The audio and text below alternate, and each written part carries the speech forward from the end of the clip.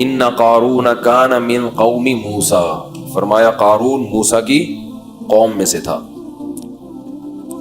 اللہ نے اس کو بہت زیادہ دولت دی تھی. وآتیناہ من الکنوز ما ان مفاتحہ لتنوء بالعصبۃ اولی القوہ، اس کو اللہ نے خزانے جو دیے تھے اتنے دیے تھے کہ خزانوں کی چابیاں جانور لاد کے چلا کرتے تھے.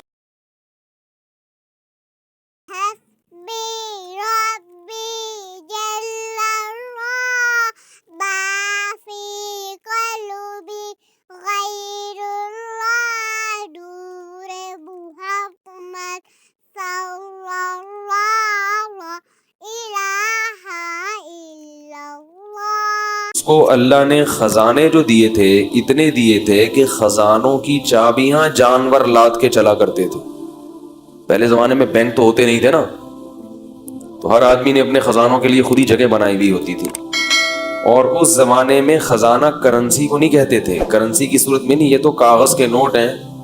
جب حکومت کہتے کہ کل عدم، تو یہ 5,000 کا نوٹ چائے میں ڈبو کے کھانے کے کام بھی نہیں آئے. اس سے اچھا وہ پاپا ہوگا جو گھر میں رکھا ہوا ہے. یہ تو ایک فرضی چیز ہے نا. سونے اور چاندی کے سکے وہ ہوتے تھے اصل خزانہ. تو اس کی جو خزانے تھے اس کی چابیاں کیا ہوتی تھیں، ایک جماعت لے کے چلا کرتی تھی، اتنے بڑے بڑی چابیاں اس کی. جی بھائی، اچھا. وآتیناہ من الکنوز ما ان مفاتحہ لتنوء بالعصبۃ اولی القوہ. تو نتیجہ کیا نکلا کہ جب دولت آتی ہے تو شہرت بھی ہوتی ہے اور خادم بھی ہوتے ہیں. پھر جہاں چلتے ہیں تو اکیلے تو چلتے نہیں ہیں، دائیں بائیں پروٹوکول بھی ہوتا ہے. تو قارون کو یہ عزت ہضم نہیں ہوئی. دیکھو بہت کم لوگوں کو پیسہ راس آتا ہے اور عزت بھی بہت کم لوگوں کو راس آتی ہے. عزت ملتی ہے تو اپنی اوقات انسان بھول جاتا ہے، پیسہ ملتا ہے تو اپنی اوقات بھول جاتا ہے. تو قارون بھی کیا ہوا، جب پیسہ آیا تو اوقات بھول گیا. تو جو قارون کی قوم میں نیک لوگ تھے انہوں نے قارون سے کہا لا تفرح ان اللہ لا يحب الفرحین، اتراؤ مت، اللہ اترانے والے کو پسند نہیں کرتا. تواضع کرو بھئی، یہ کس کی دین ہے؟ اللہ کی. اس سے پتہ چلتا ہے کہ جب بھی کوئی نعمت ملتی ہے تو نسبت کدھر کرنی چاہیے. دیکھو تواضع کا مطلب یہ، تواضع اور احساس کمتری میں کیا فرق ہے؟ تواضع اور، بعض لوگ کہتے ہیں تواضع اس کا نام ہے کہ آپ کو اللہ نے کوئی نعمت دی ہو، آپ کہیں نہیں میں تو بالکل فارغ ہوں، میرے پاس کہاں، خاکسار ہیں، مجھے کہاں. اگر میں نے کہہ دیا کہ ہاں یہ میرے پاس یہ کوالٹی ہے، نعمت ہے، تو کہیں تکبر نہ ہو جائے.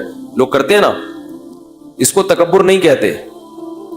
اگر آپ کے پاس نعمت ہے اور آپ کو پتہ ہی نہیں کہ اللہ نے مجھے کوئی صلاحیت دی ہے تو یہ تواضع نہیں ہے، یہ احساس کمتری ہے، جس کی وجہ سے آپ کبھی بھی ترقی، انسان کو یہ پتا ہونا چاہیے کہ میرے اندر کیا خصوصیات ہیں، کیا کوالٹیز ہیں اور کیا برائیاں ہیں، تاکہ برائیوں سے بچنے کی کوشش کرے اور اپنی صلاحیتوں سے فائدہ اٹھائے. وہ فریب خوردہ شاہی جو پلا ہو کر گسوں میں، اسے کیا خبر کہ کیا ہے راہ و رسم شاہ بازی. شاہین کا جو بچہ تھا نا، انڈا، وہ کہیں گدھوں کے گھونسلے میں چلا گیا. گدھ جانتے ہیں، وہ جو مردار کھاتا ہے اس کی شکل بھی بڑی مکروسی ہوتی ہے، سر کے وہاں بال اڑے ہوئے ہوتے ہیں اس کے پیچھے کے گدی کے، مردے نکال کے کھاتا ہے وہ. اور شاہین بڑا خاندانی جانور ہے، اس کی شکل بھی خوبصورت. اللہ نے جانوروں کو جو جیسے کام دیے نا اسی حساب سے ان کی شکل بھی بنائی ہے. یہ بھی اس کی علامت ہے کہ یہ کائنات اتفاق سے وجود میں نہیں ہے، اس کو ایک سوچے سمجھے منصوبے کے تحت ڈیزائن کیا گیا ہے. شیر کی شکل بھی کیسی ہے، شیروں والی، اور گیدڑ سالہ حرکتیں جیسی گیدڑوں والی، تو منہ بھی گیدڑوں والا ہے اس کا. کتے کی شکل بھی کیسی ہوتی ہے، کتے جیسی ہوتی ہے. تو ہر جانور کو نا اسی حساب سے بنایا. لوگ کہتے ہیں نا کتے کو کتا کیوں کہتے ہیں، حرکتیں کتے جیسی ہیں. اس کتے کو کتا کیوں کہا جاتا ہے، حرکتیں کتے جیسی ہوتی ہیں. تو شاہین جو ہے وہ بڑا خوبصورت جانور ہے، شکار کر کے کھاتا ہے اور اس کے شکار کا اسٹائل اور انداز بڑا خوبصورت ہوتا ہے. کبھی دیکھیں آپ، اس پہ سرچ کریں یوٹیوب پہ. تو اب وہ جو اس کا انڈا تھا نا شاہین کا، اس کی مادہ کا انڈا، وہ کہیں گدھوں کے گھونسلے میں رہ گیا. اب وہ بڑا ہوا تو اس کو یہ پتہ ہی نہیں کہ میں کیا ہوں، شاہین. حرکتیں اس نے گدھوں جیسی شروع کر دی، وہی گھٹیا حرکتیں، مردار کھانا، مردے سونگھنا جا جا کے، کبھی جھپٹنا پلٹنا اور شکار کرنا اور عقابی نگاہیں ڈالنا. یہ چیزیں کیا ہوا، دیکھتا بھی ایسے ٹیڑھی آنکھوں سے تھا. عقاب تو ایسے دیکھتا ہے نا، ایسے دیکھا، وہ عقاب کی آنکھیں بہت تیز ہوتی ہیں. شاہین کی، شکرے کی، یہ جو جانور ہے نا، یہ ان کی بڑی تیز آنکھیں ہوتی ہیں. تو اس پہ علامہ اقبال نے بڑا پیارا شعر کہا ہے، وہ فریب خوردہ شاہین، وہ شاہین جو بیچارہ فریب میں آ گیا ہو، دھوکے میں آ گیا ہو، جو پلا ہو کرگسوں میں، کرگس کہتے ہیں گدھ کو، اسے کیا خبر کہ کیا ہے راہ و رسم شہباز جو ہے نا، اس کے طور طریق کیا ہوتے ہیں، اس کا لائف اسٹائل کیا ہوتا ہے. اس شاہین کو بیچارے کو کیا پتا جو گدھوں میں رہا ہو.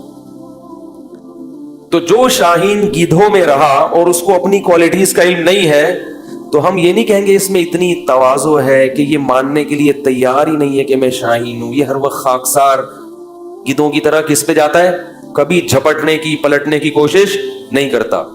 تو یہ تواضع نہیں ہے، یہ احساس ہے، بولو بھائی، کمتری، اپنی صلاحیتوں کا احساس ہی نہیں ہے. جب صلاحیت کا احساس ہی نہیں ہوتا تو آپ اور زیادہ دبتے چلے جاتے ہیں.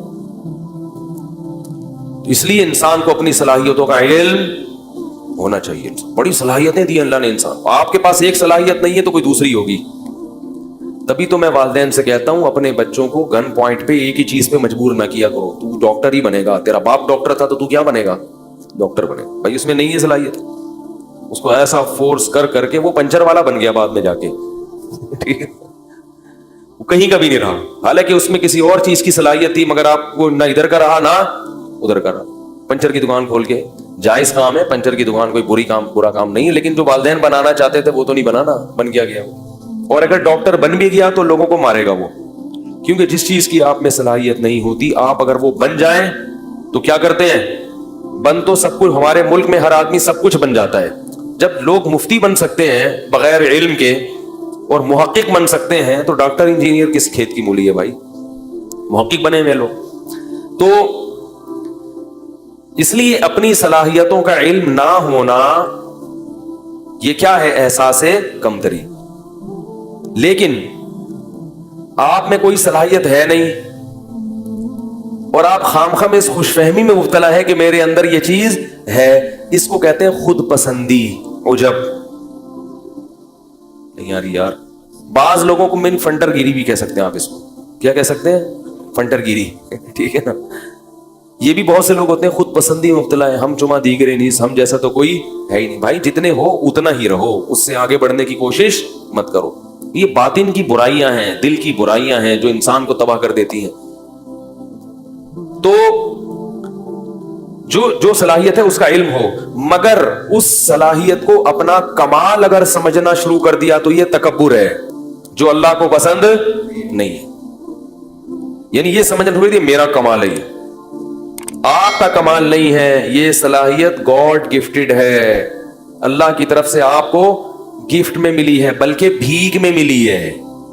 گفٹ تو اپنے جیسوں کو دیا جاتا ہے، ہم تو کیا ہیں، بیکاری بھیک پہ فخر. ابے بول لو بھائی، بھیک پہ فخر تھوڑی کرتا ہے.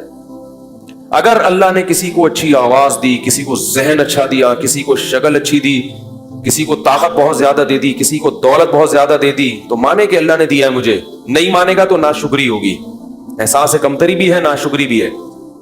مانے مگر یہ کہے کہ کس کا کمال ہے، اللہ. لہذا جب یہ اقرار کرے گا اور دل میں بھی سوچے گا تو اترائے گا نہیں، کیونکہ انسان اپنی چیزوں پہ اتراتا ہے، جو بھیک میں ملی بھی ہوں اس پہ اتراتا نہیں. اس کی مثال دیتا ہوں. دیکھو ایک جی نہیں، کل میں نہیں ہوں گا، دنیا میں انشاءاللہ ہوں گا، یہاں. اچھا ٹھیک ہے جی، کل بروز پیر مور خرگیار پھر اعلان کرتا ہوں آخر میں. تو اس کی مثال ایسے جیسے کوئی بھکاری تھا، دھوتی بنیان میں آپ کے گھر آیا، پھٹے ہوئے کپڑے، بیچارے کو نہانے کے لیے پانی بھی نہیں اس کے پاس، بدبو جسم میں آ رہی ہے، نہ کھانے کو روٹی، نہ پہننے کو کپڑا، نہ سواری، کچھ بھی نہیں. آپ تھے بہت بڑے سیٹ، تو آپ نے کیا کیا, اس بھکاری پہ ترس کھایا, اس کو پہلے تو واش روم لے گئے, اس کی سروس کروائی. آپ اتنا میلا ہو چکا تھا کہ دھونے سے کام نہیں چل, اس کی باقاعدہ سروس کروائی, ڈیٹول سے تیزاب سے دھویا آپ نے اس کو, ٹھیک ہے نا, میل نکلا اس کے اندر سے. پھر آپ نے اس کو 3 پیس سوٹ پہنایا, ٹائی 3 پیس سوٹ, پوری صفائی کی, اس کی اسپرے کیا اس کے اوپر خوشبو کا. پھر آپ نے اس کو اچھا مرغن سا کھانا کھلایا, اس کی جیب میں آپ نے نوٹوں کی گڈی ڈال دی, اسے اچھی سی آپ نے گاڑی دی. تو وہ شرم سے گڑا جائے گا نا, ہے یا ان چیزوں کے بعد وہاں کھڑے ہو کر یوں کرنا شروع کر دے گا, اور ایسے ایسے اپنا سینہ کرنا شروع کر دے گا, اور گاڑی بولے گا کیا ہے بھائی, کون ہو, کس سے ملنے آئے ہو, جانتے نہیں ہو میں کون ہوں, ایسا کرے گا. وہ باہر نکلے گا اتنی شرم سے, گاڑی میں بیٹھے گا, یار میں کہاں, اور یہ سوٹ کہاں, یہ گاڑی کہاں, میں تو رکشے کے بھی قابل نہیں ہوں, اور مجھے اس سیٹھ نے کیا کیا میرے لیے. محلے میں بھی جائے گا تو بڑا عاجزی انکساری کے ساتھ, تاکہ لوگ دیکھ کے یہ نہ بولے ابے ہم تجھے جانتے ہیں کہ تو کیا تھا, ٹھیک ہے نا, آج بڑا اکڑ رہا ہے, میں تجھے پتا ہے یہ تو فلاں نے بھیک دے دی تجھے تو گاڑی میں جا رہا ہے. تو ہمیشہ گاڑی چلائے گا تو اکڑ کے, یہ نہیں کہ رکشے والوں کو اوورٹیک کرتا ہوا گزرے, تم پیچھے رہو, موٹر سائیکل والوں کو سائڈیں مارتا ہوا گزرے, اور ہر ایک کو اپنی گاڑیاں دکھائے, وہ دیکھو میری گاڑی, میرا جو ہے وہ بار بار نوٹوں کی گڈی دکھائے, اور دکھانے سے مقصد کیا ہو, غریبوں کی توہین. وہ شرم سے گڑا رہے گا, جو بھی کہے گا ماشاء اللہ کہے گا بھائی میں تو, تمہیں پتا ہے میں کیا ہوں, میری اوقات کیا, مجھے تو وہ سیٹھ صاحب ہیں انہوں نے یہ دے دیا. اگر آپ زیادہ اکڑو گے تو آپ کو ڈر کیا ہوگا کہ سیٹھ صاحب یہ چیزیں واپس آئیں گا. میں نے تجھے دیا ہے اور تو نے محلے کا دادا بن گیا ہے, اور ہمیں ہی میاؤں کرنا شروع کر دیا. آپ اسی سیٹھ کو ہی میاؤں کر رہے ہو بعد میں آ کے, کون ہے بے تو سیٹھ بولے گا یہ پاجامہ اتار, بولے گا نا یہ تو نے پاجامہ پہنا ہوا ہے نا, یہ اتار, چل شاباش. تو اسی طرح بالکل اللہ کا معاملہ ہے. اللہ کہتے ہیں میری نعمتیں حاصل کرو, ان کو استعمال بھی کرو, اکڑو نہیں, غریبوں کی توہین مت کرو. گاڑی والا رکشے والے کو حقیر مت سمجھے, رکشے والا پیدل والے کو حقیر مت سمجھے. لوگوں سے یہ نہ کہو میرا کمال, میرا کمال, بولو کس کی دین, اللہ کی دین. شکر گزار بنو, شکر سے انسان میں اور عاجزی پیدا ہوتی ہے, اور تکبر سے انسان میں اکڑ پیدا ہوتی ہے, فرعونیت پیدا ہوتی ہے. سمجھ رہے کہ نہیں سمجھ رہے؟ تو قارون میں بھی ٹیکنیکل فالٹ ہو گیا تھا کہ اس کے پاس جب پیسہ آیا تو اپنی اوقات کو بھول گیا. اللہ بھی جب یہ تو سب اللہ دے رہا ہے نا, اور ہم بھی اپنی اوقات کو بھول جاتے ہیں. ہماری اوقات کیا ہے؟ ایک بزرگ تھے, ان سے کسی وقت کے متکبر نے کہا کہ تو مجھے جانتا نہیں ہے میں کون ہوں. بزرگ کے سامنے اس نے کیا کہا کہ آپ کس سے بات کر رہے ہو, آپ کو پتا نہیں ہے میں کون ہوں؟ تو ان بزرگ نے کہا میں تیرا ماضی بھی جانتا ہوں, تیرا حال بھی جانتا ہوں, اور تیرا فیوچر بھی, مستقبل بھی جانتا ہوں.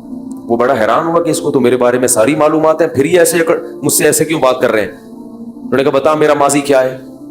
اس کا خیال تھا یہ بتائیں گے تو بہت بڑے وڈیرے کا بیٹا ہے, سردار کا بیٹا ہے, یہ تیرا ماضی ہے.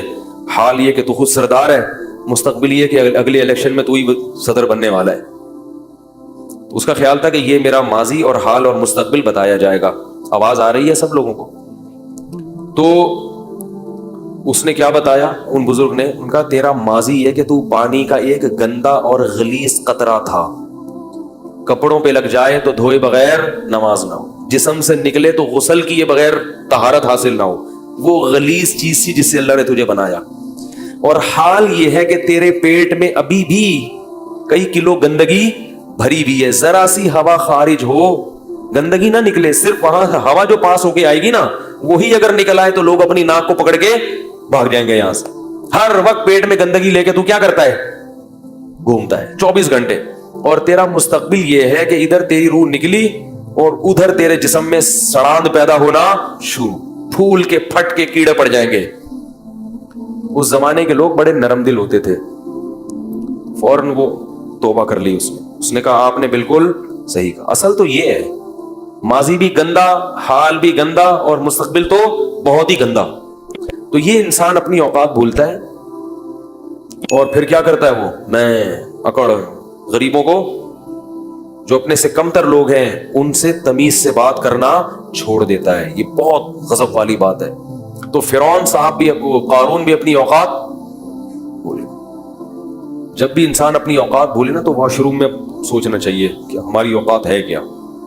کتنی گندگی، کتنے عیب اللہ نے انسان کے ساتھ لگا دیے ہیں. اس لیے انسان، ہمارے حضرت فرمایا کرتے تھے کہ تکبر ہمیشہ احمق اور بے وقوف آدمی میں ہوتا ہے، عقل مند کبھی بھی متکبر نہیں ہوگا.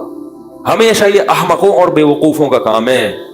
عقل مند کو پتا ہوتا ہے کہ ہماری حیثیت کیا ہے. 2 منٹ لگتے ہیں عزت جانے میں بھی، دولت جانے میں بھی، صحت جانے میں بھی. بڑے بڑے پہلوان ہیں، کوئی بیماری لگی ہڈیوں کا ڈھانچہ بن گئے، 2 منٹ لگتے ہیں انسان کو تباہ ہونے میں، پھر بھی اکڑتا ہے میں یوں میں یوں میں یوں. تو قارون کو حضرت موسیٰ علیہ السلام نے فرمایا، ان کی قوم نے کہا لا تفرح، اتراؤ مت، ان اللہ لا يحب الفرحین. یاد رکھو اگر کسی کو اللہ نے دولت دی ہے، وہ اچھی گاڑی میں گھومتا ہے، اس کے ساتھ نوکر چاکر ہوتے ہیں، تو یہ عمل شریعت میں ناجائز نہیں ہے. بعض لوگ نا شریعت کو سمجھتے نہیں ہیں اور ہر جگہ فٹ کرنا شروع کر دیتے ہیں قرآن کی آیتیں. اترانا کسے کہتے ہیں یہ میں نے آپ کو بتا دیا. محض خادم کثرت سے رکھنا، خدمت گزار. اگر اللہ نے آپ کو پیسہ دیا تو آپ خادم رکھ سکتے ہو، 10 خادم رکھو، آپ خادم بھی رکھو، گاڑی بھی اچھی رکھو، کپڑا بھی اچھا پہنو، لگژری لائف سٹائل اختیار کرو. تو اللہ کی نعمتوں سے لطف اندوز ہونا یہ تکبر نہیں ہے. اللہ کی نعمتوں پہ اترانا یہ کیا ہے؟ تکبر ہے. علماء نے مسئلہ بیان کیا ہے، فقہاء نے، کہ اگر کوئی شخص کسی مالدار گھرانے کی خاتون سے شادی کرتا ہے، جس خاتون کے گھر میں خود کام کرنے کا رواج نہیں ہے، اتنے لگژری لائف سٹائل ہے ان کا کہ ان کے ہاں نوکر کام کاج کرتے ہیں، عورتیں گھر کے کام نہیں کرتی. تو فقہاء نے لکھا ہے کہ اگر ایسے گھرانے سے آپ بیوی لے کر آئے تو آپ اس سے گھر کی خدمت نہیں کرا سکتے، بلکہ آپ کو اس کے لیے نوکر کا انتظام کرنا پڑے گا. کیوں؟ قرآن کہتا ہے عاشروہن بالمعروف، عرف کے مطابق ان سے پیش آؤ. تو ان کا عرف یہی ہے کہ ان کے ہاں کام، پیسہ اللہ نے زیادہ دیا ہے تو بھائی وہ کہتے ہیں ہمیں پیسہ ہے تو ہم کیوں پکائیں روٹی، ہم نوکر رکھ لیں گے. تو یہ جائز ہے اس میں، اگر ہو پیسہ. نہیں ہے تو خام خواہ میں شو بازی کی کوشش نہ کرو، قرضے لے لیکن صرف دنیا کو دکھانے کے لیے کہ ہم لوگ اصل میں بہت اعلیٰ خاندان کے ہیں، ہمارے ہاں خود کام نہیں ہوتا، نوکر ہمارے ہاں روٹی پکاتا ہے، نوکر کو دینے کے لیے تنخواہ ہے نہیں. تو ایسا نہ ہو، شو بازی اچھی چیز نہیں ہے. اگر اللہ نے دیا ہے تو ٹھیک ہے، نوکر رکھے جائیں، ماسیاں رکھی جائیں. ہمارے دوست ایک جامعہ الرشید میں ہمارے کلاس فیلو تھے، بہت اللہ نے پیسہ دیا تھا، وہ گاڑی لے کے نکلتے تھے، ہم بھی ان کے ساتھ ہوتے تھے اکثر. گاڑی پنچر ہوئی نا تو یہ نہیں کرتے تھے کہ وہ بھائی نکالو یا خادم کو فون کرو، فوراً گھر سے دوسری گاڑی منگوائی، جہاں بھی ہیں فوراً فون کیا بھائی دوسری گاڑی بھیجو، اس کو لے جاؤ. تو اگر اللہ نے کسی کو مال دیا ہے تو وہ سہولت فائدہ اٹھا سکتے. لیکن وہ ایک حادثے میں شہید ہو گئے، جوان تھے بالکل، ایک ایکسیڈنٹ میں ان کا انتقال ہو گیا. اللہ تعالیٰ ان کی مغفرت فرمائے، بڑے نیک عالم تھے. تو کیا کہہ رہا تھا میں؟ ہاں میں یہ عرض کر رہا تھا کہ اگر کوئی لگژری لائف سٹائل اختیار کرتا ہے تو اس پہ تکبر کے فتوے کیونکہ لوگ لگاتے ہیں، یہ عالم کرولا میں گھوم رہا ہے، یہ لینڈ کروزر میں گھوم رہے ہیں. اول تو علماء اکثر اپنی لینڈ کروزر میں نہیں گھوم رہے ہوتے کسی مرید کی لینڈ کروزر ہوتی ہے، وہ اپنے ساتھ لے کے جا رہا ہوتا ہے، اس میں بھی لوگوں کو اشکال ہوتا ہے کہ لینڈ کروزر میں گھوم رہے ہیں، یہ جناب مرغا کھا رہے ہیں. تو اگر وہ اپنی بھی لینڈ کروزر میں گھوم رہے ہیں، اگر اللہ نے ان کو پیسہ دیا ہے تو آپ کو تکلیف نہیں ہونی چاہیے، آپ کو خوشی ہونی چاہیے. ماشاءاللہ بڑی خوشی ہوئی کہ مفتی صاحب کے پاس کیا ہے؟ Land cruiser. ٹھیک ہے، تو یہ خوش ہونا چاہیے. سمجھ رہے؟ لوگ کہتے ہیں کہ نبی تو گدھے پہ گھوما کرتے تھے، تو ٹھیک ہے پھر گدھے لا کے مان دیں یہاں پہ آپ. بھائی اس زمانے کا جو سواری تھی، اس زمانے کی جو خوراکیں تھیں وہ نہیں ہیں. اب جو سواری تھی نا، خوراکیں تو چلو وہ تو وہی ہیں، وہ تو سارا سسٹم چینج ہو گیا نا. تو نبی نے بھی اپنے دور کے لحاظ سے سواریوں کو اختیار کیا ہے، اور ہم اپنے زمانے کے لحاظ سے سواریوں کو اختیار کریں گے. خیر، تو قارون سے کہا کہ لا تفرح، اترامت، ان اللہ لا يحب الفرحین وابتغ فیما آتاک اللہ الدار الآخرہ. ہر پیسے والے کو یہ حکم ہے جو قارون کو دیا جا رہا ہے کہ اللہ نے تجھے جو نعمتیں دی ہیں اس سے آخرت کی فکر بھی کر، کیونکہ پیسے سے جیسے دنیا کے مزے حاصل ہوتے ہیں، آخرت کے مزے بھی پیسے سے حاصل ہو سکتے ہیں. سارا دنیا پہ ہی لگا رہا ہے، آخرت کے لیے بھی تو کوئی ڈپازٹ کر. بھائی اللہ نے آپ کو اتنا پیسہ دیا ہے، اتنے نوکر چاکر سب، تو کچھ حصہ آخرت کے لیے بھی تو رکھو کہ میرے گناہوں کی معافی میں وہ کام آئے. آخرت کے لیے تو کچھ کر ہی نہیں رہا. اور وَلَا تَنْسَ نَصِيبَكَ مِنَ الدُّنْيَا، اور اے قارون یہ مت بھول کہ تو نے دنیا میں رہنا کتنا ہے. جتنا دنیا میں حصہ ہے نا اس کو بھولنا نہیں ہے، وہ بہت تھوڑا سا ہے. دولت تو ہے اتنی مگر عمر لمبی. بھائی آپ ارب پتی بن سکتے ہو، پوری دنیا کی دولت خرید سکتے ہو، مگر عمریں 60-70 سال سے اوپر تجاوز نہیں کرتی. تو کھا تھوڑی سکتے ہو اتنا، کھا تو اتنا ہی، پیٹ بھی اتنا ہی ہے، روٹی بھی 2 ہی کھا سکتے. اب ایک آدمی بس کروڑوں روپے آ گئے تو کیا کھائے گا وہ؟ بھائی غریب تھا تو ناشتہ ہی نہیں کرتا تھا، ذرا پیسہ زیادہ آ گیا تو پراٹھا کھا لیا اس نے، اور پیسہ آ گیا تو پراٹھے کے ساتھ انڈا بھی ہو گیا، اور کیا کرے گا؟ بریڈ کھا لے گا، اور کیا کر لے گا؟ بھائی پیٹ تھوڑی بڑا ہو رہا ہے. تو ایک حد ہے، اس سے آگے نہیں ہو سکتا. تو کہا کہ دنیا میں کتنا رہنا ہے اس کو بھول مت. تو تیری دولت سے ایسا لگ رہا ہے کہ تو ہمیشہ یہاں رہنے کے لیے آیا ہے. کتنی اچھی نصیحت تھی، ذرا سی بھی سینس ہوتی تو فوراً مان لیتا. اور ایک بات یہ بھی کی، احسن کما احسن اللہ الیک، جیسے اللہ نے تجھ پر احسان کیا ہے تو تو بھی اللہ کی مخلوق پر احسان. تیرے پاس اتنا ہے، یہاں لوگوں کو کھانے کی روٹی نہیں، بنی اسرائیل پہ ظلم ہو رہا ہے، تو تو بھی کیا کر، اپنی قوم کے لوگوں پہ خرچ کر، آخرت بنا اس سے آخرت. تو جواب میں کیا کہتا ہے؟ وَأَحْسِن كَمَا أَحْسَنَ اللَّهُ إِلَيْكَ إِنَّ اللَّهَ يُحِبُّ الْمُحْسِنِينَ. تو جواب میں کہتا ہے إِنَّمَا أُوتِيتُهُ عَلَىٰ عِلْمٍ عِندِي، یہ میں نے اپنی مہارت اور اپنی محنت سے کمایا ہے. مجھے اللہ نے، میرے پاس دماغ کیسا ہے؟ خاص دماغ ہے. اس دماغ کو لڑا کے میں نے کیا کیا ہے؟ تو میں نے کمایا. جو غریب ہے وہ اپنی مرضی سے غریب ہے، میں نے تھوڑی کہا کسی کو غریب بنو. آج مالدار آدمی یہ بات زبان سے کہتا نہیں ہے مگر دل میں ہوتی ہے یہ کہ بھائی وہ نہیں، میں نے ایکچولی وہ ہے محنت نہیں کر سکے، میں نے تو اتنی محنت کی ہے، میں تو ایسا دماغ لڑایا تو میں اپنا پیسہ کسی اور کو کیوں دوں. حالانکہ محنت بہت لوگ کرتے ہیں، ملتا ہر ایک کو. اگر محنت میں ملتا تو مزدور سب سے مالدار ہوتے. سب سے زیادہ محنتی کون ہوتے ہیں؟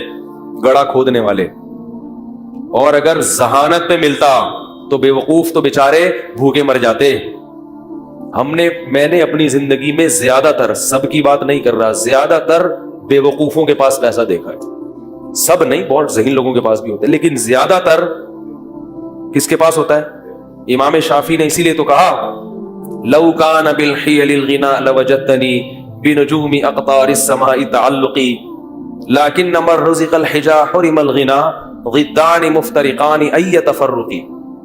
کہتے ہیں جس، ایسا لگتا ہے، امام شافعی کہتے ہیں جس کو اللہ نے عقل دی ہے اس سے رزق چھین لیا. ٹھیک ہے، جس کے پاس دماغ ہے اس کے پاس اکثر جیبیں بیچارے کی خالی ہوتی. ضدان مفترقان، کہتے ہیں ایسا لگتا ہے یہ دونوں ایک دوسرے کی بالکل اپوزٹ ہیں، جمع ہی نہیں ہو سکتے. ہوتے ہیں لیکن ایک شاعری میں تو تھوڑا مبالغہ کیا جاتا ہے کسی بات کو بتانے کے لیے. آگے کہتے ہیں لیکن عمل رزق لو کان بالحیل الغنا لوجدتنی، اگر ہیلے سے، محنت سے پیسہ مل جاتا تو مجھے دیکھتے بنجوم اقطار السماء تعلقی، آسمان کے ستاروں پہ پہنچا ہوا ہوتا. یعنی ایک لوگوں کی ایک حالت بیان کر رہے ہیں. آگے بتاتے ہیں کہ پیسہ ملتا ہے قسمت سے. اس کو ایک شعر میں بڑے پیارے انداز سے سمجھایا. فرمایا اذا سمعت بان محروما اتا، اذا سمعت بان مشدودا حوا عودا فاثمر في يديه فصدقي واذا سمعت بان محروما اتى ماء ليشربه فغاض فصدقي. بڑا ٹائٹ شعر ہے. کہتے جب تم سنو کہ ایک خوش قسمت آدمی تھا، کوئی اسباب نہیں، اس کے پاس کوئی وسائل نہیں، لیکن اس نے کیا ایک ٹہنی پکڑی اور ٹہنی نے اس کے ہاتھ میں پھل دینا شروع کر دیے، تو تصدیق کر دیا کرو خوش قسمتوں کے ساتھ ایسا ہوتا ہے. ان کو پودے لگانے کی ضرورت، کھیتی باڑی کی ضرورت نہیں ہوتی، وہ جس کام میں ہاتھ ڈالیں وہ پھل دینا، وہ ٹہنیاں ان کے ہاتھوں میں پھل دیتی ہیں. اور کہا کہ وَإِذَا سَمِعْتَ بِأَنَّ مَحْرُومًا أَتَى مَاءً لِيَشْرَبَهُ فَغَاضَ فَصَدِّقِي. اور جب سنو کوئی بدقسمت آدمی ہے جس کے کام اللہ نے ارادہ کیا کہ صحیح ہوئے ہی نہیں، تو اس کو بیچارے کو پیاس لگی، پانی نظر آیا اور دیکھا کنواں پانی سے کیا ہے بھرا ہوا، وہ خوش ہو گیا، چلو پانی تو ملے گا، چلو کچھ نہیں مل رہا پانی تو ملے گا. وہ کنویں کے قریب آیا اور پانی اس کو دیکھ کے نیچے ہو گیا. انہوں نے کہا فحققی، اس کی بھی تصدیق کر دیا کرو، بدقسمتوں کے ساتھ ایسا ہوتا ہے. سارے اسباب ہوتے ہیں لیکن ان کو نہیں ملتا. تو یہ سب کس کی دین ہے بھائی؟ اللہ کی. یبسط الرزق لمن یشاء، جس کے لیے چاہتا ہے رزق کے دروازے کھول دیتا ہے، وَيَقْبِضْ جس کے لیے چاہتا ہے دروازے بند کر دیتا ہے، جس کو رزق کثرت سے دیتا ہے اس کو بھی آزماتا ہے، اور جس پہ رزق کے دروازے تنگ کرتا ہے اس کو بھی آزماتا ہے۔ تو یہ بتا دیتا ہے کہ جس کے پاس پیسہ ہے اس کو اترانے کی ضرورت نہیں، تھوڑے دن میں یہ بھی چھن جائے گا، اور جس کے پاس غربت ہے اس کو بے صبری کی ضرورت نہیں ہے، یہ غربت تھوڑے دن میں ختم۔ مر جاؤ گے تو پھر نوٹوں کی کفن میں جیب اس لیے تو نہیں ہوتی نا، کفن میں تو کچھ بھی نہیں ہے، قبر کھود کے دیکھو تو پتہ ہی نہیں چلے گا کہ یہ کوئی مالدار آدمی تھا، غریب تھا، آفیسر تھا، چپڑاسی تھا، سب ایک ہی طرح کے کپڑے پہن کے سو رہے ہوتے، کوئی پتہ ہی نہیں چلتا، کیڑے سب پہ ایک ہی جتنے ہوتے ہیں۔ یہ نہیں کہ غریب کی لاش پہ کیڑے زیادہ ہوں گے، دولت مند کی لاش پہ کیڑے کم ہوں گے کہ یہ آفیسر تھے، ایسا نہیں ہے، کیڑے یہ نہیں دیکھتے، ٹھیک ہے نا۔ تو اس کو یہ کہا تو وہ جواب میں کیا کہتا ہے، انما اوتیتہ علی علم عندی، بھائی میرے پاس ایسے ہنر ہے، ایسے فنون ہیں جن کی وجہ سے میں نے پیسہ کمایا۔ اللہ کو غضب آیا، اللہ نے فرمایا اولم یعلم ان اللہ قد اہلک من قبلہ من القرون، اس کو پتہ نہیں ہے کہ تجھ سے بڑے بڑے لوگ اللہ نے ہلاک کر دیے پہلے، ان کے واقعات سے عبرت حاصل کر۔ فخرج علی قومہ فی زینتی، ایک دن اپنے جاہو لشکر کے ساتھ، اپنی زینت کے ساتھ نکلا کہیں باہر۔ قال الذین یریدون الحیات الدنیا، وہ لوگ جو لوگوں کی گاڑیاں بنگلے دیکھ کے رالیں ٹپکاتے ہیں نا، وہ کہنے لگے یا لیت لنا مثل ما اوتی قارون، ہائے کاش ہمیں بھی کچھ ایسا، ہمیں تو اس کوئی سالہ پوچھتا ہی نہیں ہے، کہتے ہیں نا لوگ۔ ایک آدمی ایک محلے میں گیا نا، کہہ رہے شکر ہے میری عزت نہیں ہے اس محلے میں۔ لوگوں نے پوچھا کیوں؟ کہہ رہے ورنہ بےزتی ہو جاتی بہت، آج میں نے کام ایسا کیا ہے کہ اگر عزت ہوتی تو بےزتی ہو جاتی۔ ایسے ایسے لوگ بھی ہیں، عزت ہی نہیں ہے، کوئی پوچھتا ہی نہیں ہے۔ تو وہ دیکھ کے کیا کہنے لگے، مائیں جب دیکھتی ہے نا یہ منظر تو چاہتی ہمارا بیٹا بھی کیا بنے، یہ بنے، ایسی عزت، یہ لشکر ہو۔ تو اللہ فرماتے ہیں قال الذین اوتوا العلم، جن کو اللہ نے علم دیا تھا نا انہوں نے کیا کہا، جو علماء تھے، ویلکم تم تباہ ہو جاؤ، اپنی قوم سے کہہ رہے ہیں، ناس ہو تمہارا، ثواب اللہ خیر لمن آمن وعمل صالحا، اللہ نیک لوگوں کو جو آخرت میں بدلہ دے گا وہ اس سے کئی گنا بہتر ہے۔ اس پہ تو کبھی رشک نہیں آیا کہ یہ اتنی تہجد پڑھتا ہے، یہ اتنی تلاوت کرتا ہے، یہ اتنے صدقات و خیرات کرتا ہے، یہ خیر کے تمام کام کر رہا ہے، آخرت میں کہاں ہوگا یہ؟ اس کو دیکھ کے تو کبھی بھی رشک نہیں آیا کہ ہائے کاش ہمیں بھی اللہ ایسی توفیق دے دے، ہائے کاش ہم بھی شریعت پر ایسے چلتے جو اصل ہے۔ اور یہ جو فنا ہونے والی ہے، جس کا تمہیں پتا ہے کہ مر جائے گا، ختم ہو جائے گی، اس پہ کیا کر رہے ہو، رالے ٹپکا رہے ہو۔ تو ثواب اللہ خیر لمن آمن وعمل صالحا ولا یلقاها الا الصابرون، اور پھر وہ اہل علم خود ہی کہنے لگے کہ یہ صفت صبر کرنے والوں کو عطا ہوتی ہے۔ فوراً کسی کی چمک دھمک دیکھ کے جو فوراً پیچھے پڑ جاتے ہیں نا، ان کو اللہ ان میں یہ خاصیت پیدا نہیں کرتا کہ وہ دینداروں کو دیکھ کے رشک کرے۔ اب ہوا کیا، حدیث میں آتا ہے، یہ قرآن میں تو اجمالی ہے، حدیث میں تفصیل ہے کہ حضرت موسیٰ علیہ السلام فرعون کو قارون کو بار بار نصیحت کرتے تھے، زکوٰۃ دو، زکوٰۃ دو، خیال کرو، ظلم مت کرو۔ تو قارون کو نا چڑ ہو گئی کس سے؟ موسیٰ علیہ السلام سے۔ اس زمانے میں بھی بعض لوگوں کو علماء سے چڑ ہو جاتی ہے، جو سیکولر طبقہ ہے نا ان کو بہت زیادہ چڑ ہوتی ہے علماء سے، کیونکہ ان کی راہ میں سب سے بڑی رکاوٹ کون ہوتے ہیں؟ علماء ہوتے ہیں۔ تو وہ بدنامی کا کوئی موقع ہاتھ سے جانے نہیں دیتے۔ تو اس کو چڑ ہو گئی، اس کمبخت نے کیا کیا، بدبخت نے ایک عورت کو خریدا، جوان عورت، اور اس کو ٹھیک ٹھاک پیسے کی لالچ دی کہ میں تجھے بہت نواز دوں گا، کروڑوں روپے جو بھی اس زمانے کے ہوں گے، تو نے صرف یہ کرنا ہے کہ معاذ اللہ نقل کفر نباشت، تو نے حضرت موسیٰ پہ زنا کی تہمت لگا دی، بدکاری کی۔ عورت جب یہ کسی پر فحش تہمت لگاتی ہے نا تو لوگ فوراً یقین کہتے ہیں تو عورت خود کہہ رہی ہے۔ یاد رکھو عورت کی تہمت پر یقین کرنا جائز، میں یہ نہیں کہہ رہا کہ عورت ہمیشہ غلط تہمت لگاتی ہے، مگر خواتین تہمت لگانے میں جب کسی سے دشمنی ہو جائے نا تو سب سے بڑا حربہ عورت کے پاس کیا ہوتا ہے؟ کسی پر فحش تہمت، کہ اس سے میرے سے تعلقات ہیں، اس کے ناجائز تعلقات ہیں، اور اس نے میرے سے یوں کیا اور ایسے کیا، تو لوگ فوراً یقین کر لیتے ہیں۔ یقین نہ بھی کریں تو بہرحال مخمسے میں کہتے ہیں کچھ تو ہے، کیا کہتے ہیں، کچھ چکر تو ہے۔ اسی وجہ سے قرآن نے جہاں عورتوں کی بیعت کا تذکرہ کیا وہاں یہ بھی کہا کہ نبی سے کہ جب عورتوں کو بیعت کرو تو ان سے اس پر حلف لو کہ ہم کسی پر بری تہمت، بولو بھائی، نہیں لگائیں۔ تو یہ کیا ہوا کہ وہ اس نے تو لوگوں کو ظاہر ہے یقین آ جاتا ہے کہ عورت کہہ رہی ہے، اور بنی اسرائیل تھے بھی تھوڑے سے नालायक तो थे वो, जो कामिल ईमान वाले थे वो तो यकीन नहीं करते कि भाई पैगंबर ऐसा नहीं कर सकते, लेकिन कुछ चक्कर में तो पड़ जाते हैं ना। तो वो औरत को जब लाया गया, हजरत मूसा अलैहिस्सलाम भी आए, तो फिर उस औरत, जब हजरत मूसा पे उस औरत की नजर पड़ी तो वो डर गई। उसको खौफ पैदा हो गया कि मैं इतने लाखों रुपए करोड़ों रुपए ले रही हूं, मगर मैं किस पे तोहमत लगा रही हूं, मेरा बनेगा क्या क़यामत के दिन। अल्लाह ने उसके दिल में खौफ पैदा कर दिया और वो तोहमत लगाने से बाज आ गए। और उसने बता दिया कि मुझे कारून ने पैसे दिए थे झूठी तोहमत लगाने के। हजरत मूसा को गजब आया, उसी वक्त बद्दुआ की कारून के लिए कि अल्लाह तो इसको क्या कर दे, हलाक। वही कारून अपने खजानों समेत जमीन में धंसना शुरू हुआ और हजरत मूसा को पुकारता रहा कि ऐ मूसा माफ कर दे, माफ कर दे, माफ कर दे। मूसा अलैहिस्सलाम ने कहा नहीं। धसता धसता बिल आखिर पूरे खजानों के साथ जब वो धस रहा था जमीन में, तो वो जो लोग कल कह रहे थे ना, कुरान के अल्फाज हैं, कह रहे थे कि हाय काश हमारे पास भी ऐसा होता, वो कहने लगे वही कन्नल्लाह यबसुतुर रिज़्क़ लिमन यशा, और भाई अल्लाह जिसको चाहे रिज़्क़ दे दे, जिसको चाहे गरीब बना दे, हमें ये पैसा नहीं चाहिए। लौला अम्मन्नल्लाहु अलैना, कहते हैं अल्लाह का एहसान है कि अल्लाह ने हमें इतनी दौलत नहीं दी। देखो कैसी रिपोर्टें आ रही हैं। उलमा जब समझा रहे हैं तो समझ में नहीं आ रहा। जब मंजर देखा ना धसता हुआ, कि वो चीख रहा है कि ऐ मूसा माफ कर दे, और वो जमीन में धसता जा रहा है, तो कहने लगे कि वही का अल्लाह यबसुतुर रिज़्क़ लिमन यशा व यक़दिर, वही का लौला अम्मन्नल्लाहु अलैना लख़सफ़ बिना, अल्लाह का एहसान ना होता तो हम पे भी अज़ाब आता। इन्नहु ला युफ़्लिहुल काफ़िरून, अल्लाह का इनकार करने वाले कभी भी कामयाब नहीं होते। अब बाज लोग यहां पर ये कहते हैं कि अगर वो अल्लाह को पुकारता तो अल्लाह तौबा कबूल कर लेता, हजरत मूसा को पुकारा तो हजरत, ये गलत है। ये क्या है, ये इसमें पैगंबर की क्या है? तो हजरत मूसा को पुकारने का मतलब यही था कि आपकी बद्दुआ से हो रहा है तो आप अल्लाह से कहें कि मुझे बचा ले, जबकि हजरत मूसा ने इरादा किया कि अब बचाने का नहीं है। और पैगंबर अपनी कौम के बहुत खैरख्वाह होते हैं, इसलिए याद रखो कि बद्दुआ देना हर सूरत में गलत नहीं है। जब बहुत ज्यादा किसी को सताया जाए और हुदूद को तोड़ दिया जाए तो बद्दुआ देना ऐसी सूरत में जायज है। ये जो लोग कहते हैं ना हमारे नबी ने कभी बद्दुआ नहीं दी, ऐसा नहीं है। हमारे नबी ने हत्तल इम्कान सब्र किया है, ताइफ में पत्थर खा के भी बद्दुआ नहीं दी, लेकिन बाज मौके पर आपने भी बद्दुआ की है। बहुत ज्यादा मामला हुआ और आपके सहाबा को कत्ल कर दिया धोखे से, तो आपने बाकायदा कुनूत नाज़िला पढ़ी है फिर।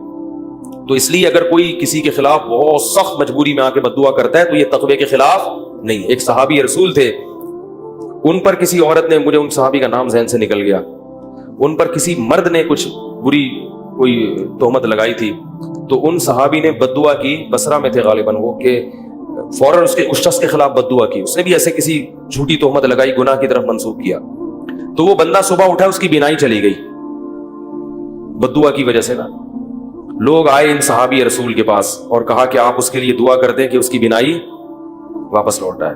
उन सहाबी ने कहा कि अल्लाह ने मेरे साथ ये इनाम किया है कि मेरी बद्दुआ को फौरन कबूल कर लिया, तो मैं अब अल्लाह की इस रहमत से पीछे नहीं हटूंगा।